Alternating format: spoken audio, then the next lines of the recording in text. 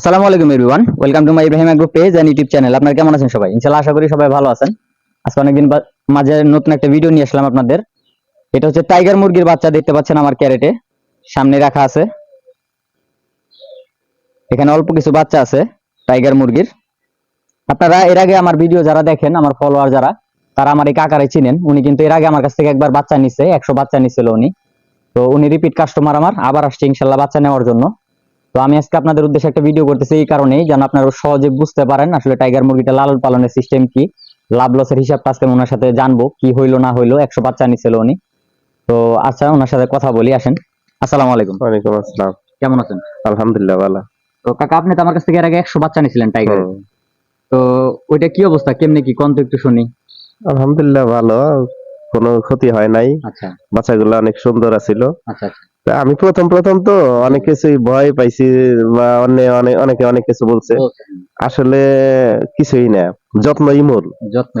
আমার আমার যতটুকু অভিজ্ঞতা, যে যত্ন করলে রত্ন মিলে। মানে একজন খামারি হুম। যদি সচেতন থাকে হ্যাঁ, তাহলে পালা সম্ভব। সম্ভব। আর যদি আপনি সচেতন না থাকেন, সেটা যে কোনো কিছুই হোক, সেটা দিয়ে লাভ করা সম্ভব না। সম্ভব না। আচ্ছা ঠিক আছে। তো 100 মুরগিতে আলহামদুলিল্লাহ মোটামুটি আপনার কি লাভ হয়েছে? আমি যতটুকু করছি, যে আমার কমপক্ষে 10,000 টাকা লাভ হয়েছে। 10,000 টাকা লাভ হয়েছে।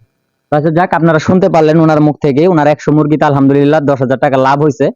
আর আরেকটা বিষয় হচ্ছে, এর মধ্যে কিন্তু উনি আবার ডিম পাড়ার জন্য, মানে বাড়িতে ডিম খাওয়ার জন্য 13টা মুরগিও রাখছে, ওইখান থেকে বাছাই করে করে রাখছে ওনার পছন্দ মতো। ওইটা থেকে ডিম পাড়াবে, ডিম খাবে।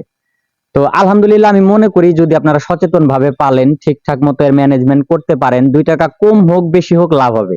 হয়তো বাজার ভালো থাকলে 10,000 হবে, বাজার ভালো থাকলে 15,000 হবে, সেখানে 5,000 হইতে পারে, 7,000 হইতে পারে। আবার কিন্তু লসও হইতে পারে। এমন না যে এটা সুদের ব্যবসা, একজনের টাকা দিলেন আপনার বছর শেষে লাভ সহ টাকা ফেরত দিবে। এখানে লাভ লস দুইটাই আছে, তবে নিজেকে খুব সতর্ক থাকতে হয়।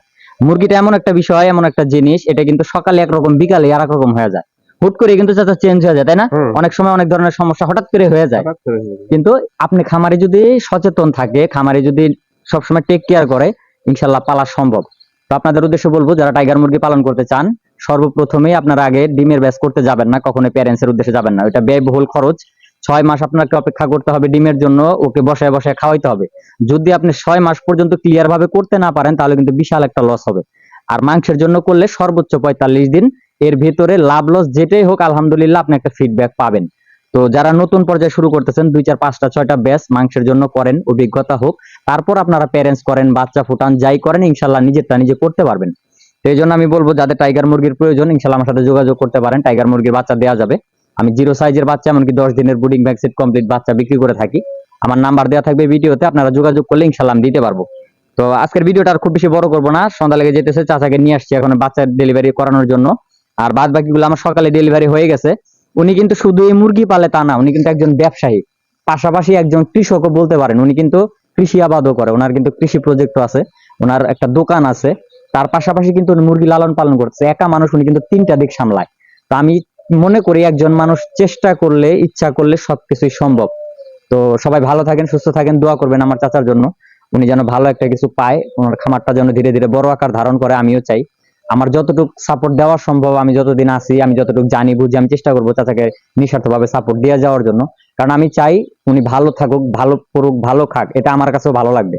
আর আপনাদেরকে বলবো, চাকরির পিছনে না দৌড়াইয়া, অযথা সময় নষ্ট না করে উদ্যোক্তা হন, অন্যকে উদ্যোক্তা হওয়ার সাহায্য করেন। তো আজকের ভিডিওটা এই পর্যন্তই। সবাই ভালো থাকেন, সুস্থ থাকেন, দোয়া করেন আমাদের জন্য। আসসালামু আলাইকুম।